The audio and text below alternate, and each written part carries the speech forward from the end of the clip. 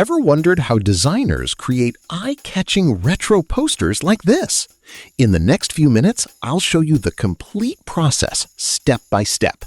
And if you stay until the end, you'll get every resource used in this design for free. Let's get started.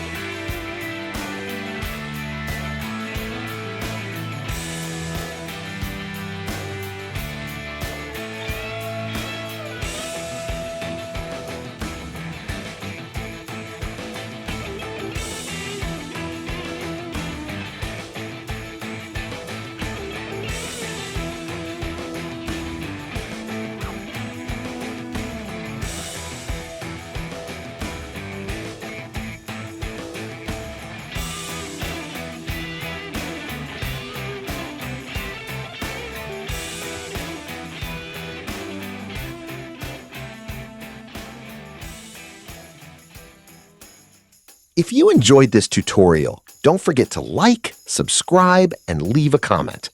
Check the description below to download all the free resources used in this design. Thanks for watching, and I'll see you in the next one.